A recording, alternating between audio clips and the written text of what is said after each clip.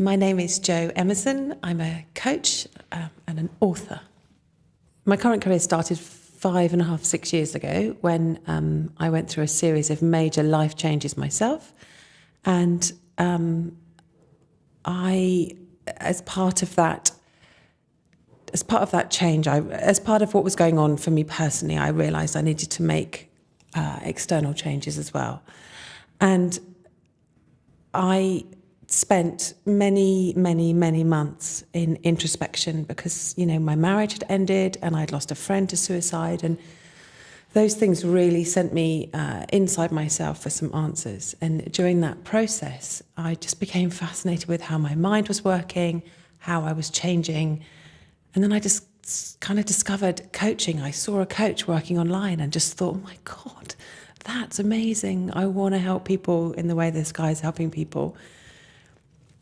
And so I trained and set up as a confidence coach, and it's gone a bit bananas. I love my work. I love it. It's the best job in the world. Getting into this, you could see as accidental. I see getting into coaching as, it's a big word, but I kind of see it as a destiny. And the timing was perfect. I would not have been a good coach in my 20s because I didn't have the life experience and the wisdom born from pain, emotional pain, to be able to help other people navigate their own situations. But by the time I was in my late 30s and, some major stuff had happened in my life, that I'd been blessed enough to have decent teachers to show me the way through, I very much knew it was, finding coaching was like falling in love.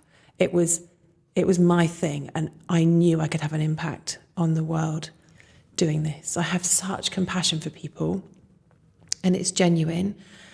And I love writing, and writing is part of my work. I love talking. Talking's a big part of my work. I just love seeing people break free from their stuff, their old story. It's the most exciting thing in the world. And, in that process, I get genuine connection with people. So was it an accident? No, I don't think it was an accident. I think I woke up enough from maybe the sleep state I'd been in before to be aware of the signs. And I've just followed my nose ever since. I'd say the bulk of my clients, so I have clients from age 11 up to 86 and everyone in between. But the bulk of my clients tend to be people who are having some sort of existential crisis. And that tends to be in the middle of our lives, people in the middle of their lives. As a famous late American coach said, in the afternoon of their lives. There's the morning, afternoon and evening. And in the afternoon of our lives, the things that fulfilled us in the morning of our lives, things like buying a house and building a career and finding a partner, that external stuff, it kind of stops working, it stops fixing us, and we need to go inside. And that's what I help people to do. I help people to find who they are at this stage of life, because often people have become crushed by labels or by culture or by expectation, by shoulds, and they've lost who they are.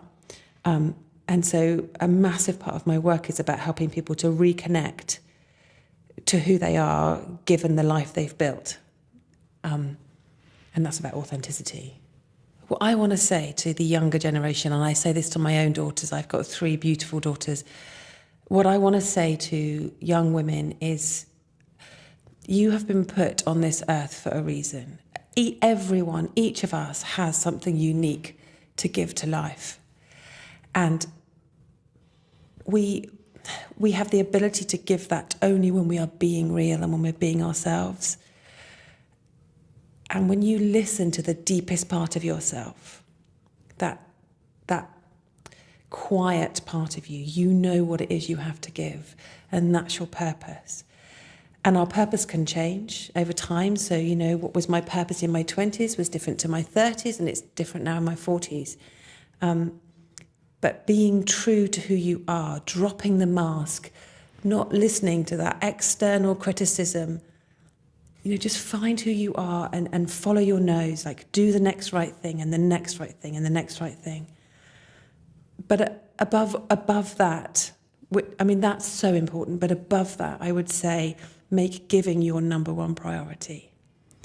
Our culture teaches us to grab and grasp and get and compete, and that's fear-based stuff. If we trust that life will give us what we need, then we're free to give to the lake of life, as I like to call it. And you can never outgive life. You just can't. The more I've given to life, the more it's given to me. I have a beautiful life today because I choose to put giving above getting. And weirdly, the more I give, the more I get. So, like, altruism is not a thing, I don't think. So I'd say, focus on giving and focus on being who you are.